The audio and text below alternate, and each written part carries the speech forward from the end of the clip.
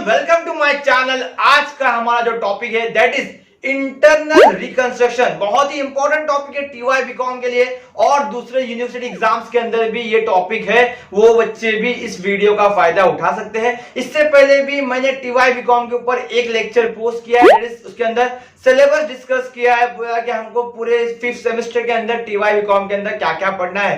तो बढ़ते हैं हम आज के वीडियो की तरफ। तो आज का जो वीडियो है हमारा दैट इज इंटरनल रिकंस्ट्रक्शन। होता क्या है internal reconstruction? The word internal मतलब अंदर एंड रिकंस्ट्रक्शन मतलब वापस से कंस्ट्रक्ट करना। ओके, यहां पर एक बिजनेस यूनिट रहता है, सिक यूनिट रहता है, बीमार यूनिट रहता है। मतलब कोई भी लॉस मेकिंग कंपनी अपने ही कंपनी को इंटरनली रिकंस्ट्रक्ट करती है।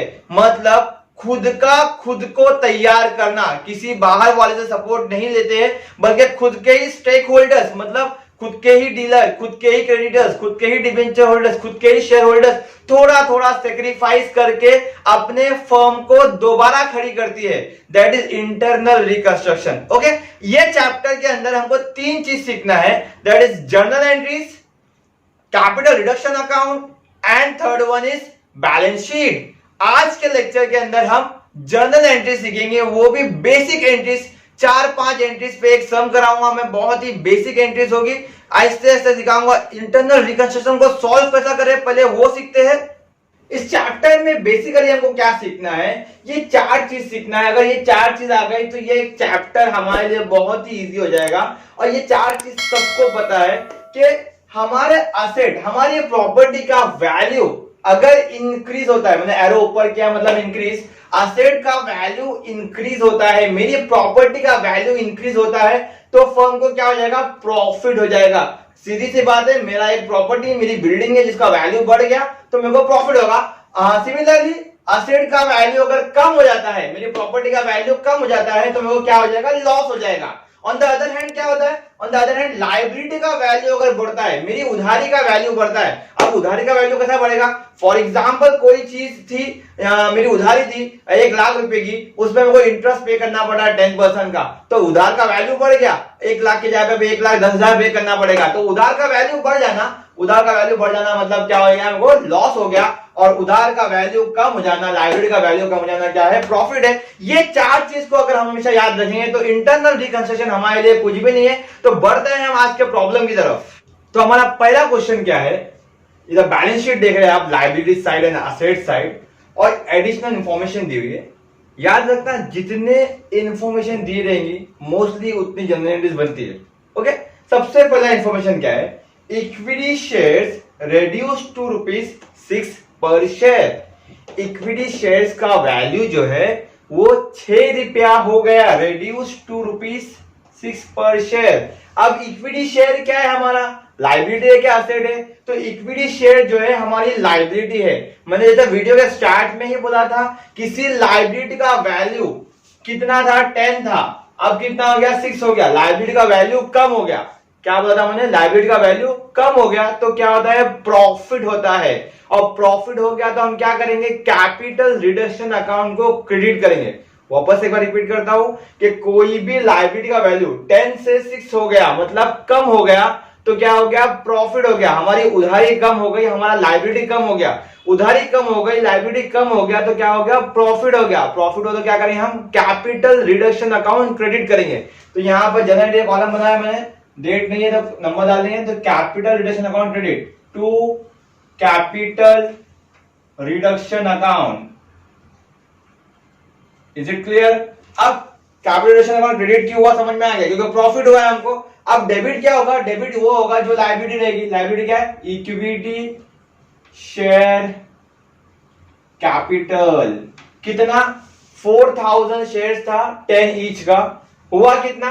6 रुपीज। देखो 10 रुपए की चीज थी, 6 रुपए हो गई। 10 की चीज थी, 6 रुपए हो गई, मतलब हमारा उधार जो था वो 10 रुपया था। अब हमको 6 रुपया पे करना है, तो मतलब हमको प्रॉफिट कितना हुआ? 4 रुपए का प्रॉफिट हुआ। देखो 10 की चीज है और उसका वैल्यू अभी कितना हो गया? अभी 6 रुपया हो गया, तो जो डिफरेंस है 4 रुपया is our profit.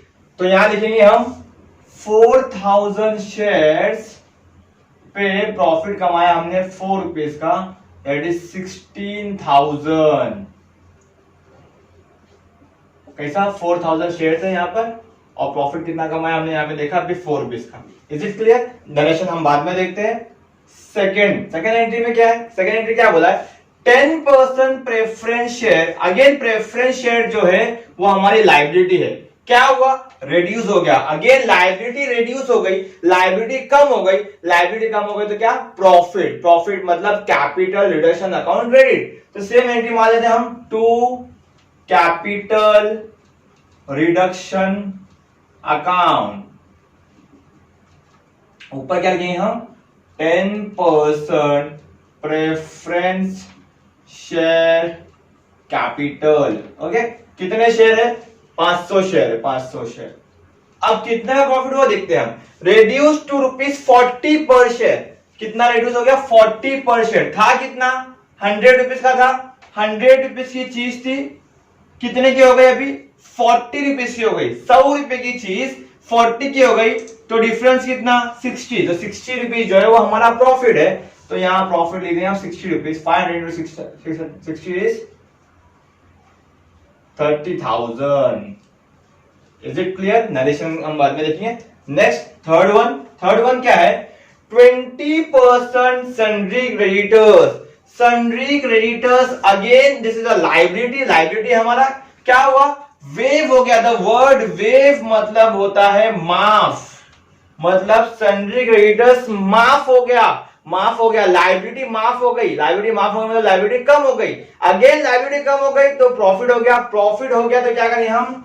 To capital reduction account. Okay, क्या कम हो गया? Sundry creditors. तो सन्ड्री क्रेडिटर्स।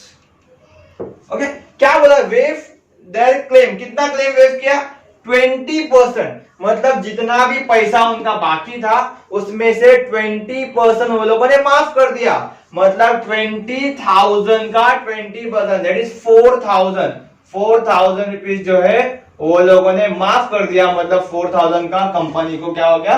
प्रॉफिट हो गया। नेक्स्ट फोर्थ क्या है? Fix assets are reduced by 10%। Fix asset क्या हो गया? रेड्यूस हो गया, फिक्स असेट कम हो गया। मैंने स्टार्ट में ही बताया कि असेट का वैल्यू कम होना मतलब लॉस। लायबिलिटी का अपोजिट, जैसे लायबिलिटी का वैल्यू कम होना इज प्रॉफिट, वैसे असेट का वैल्यू कम होना इज लॉस। तो असेट कितना था हमारा? फिक्स असेट 1 लाख का था, उसका वैल्यू कितना कम हो गया? 10% कम हो गया। असेट का वैल्यू कम हो गया मतलब लॉस हो गया। लॉस हो गया मतलब capital reduction account debit. Capital reduction account debit to fixed assets. कितना एंट्री मानना है हमको? 10%। किसका 10%? फिक्स असेट का। मतलब 1 लाख का 10% इज 10,000। ओके, इसके बाद क्या करेंगे हम? इसके बाद हम एक कैपिटल रिडक्शन अकाउंट बनाते हैं नॉर्मली, और उसका जो भी बैलेंसिंग फिगर आता है उसको हम कैपिटल रिजर्व में डालते हैं। फिलहाल ये बेसिक सम करा रहा हूं मैं, ऐसे 4 एंट्री पे तो सम नहीं आता है, तो हम कैपिटल रिजर्व का ट्रांसफर वो बाद में नेक्स्ट सम में सीखेंगे या आइंदा लेक्चर्स में सीखेंगे। तब तक के लिए थैंक यू सो मच।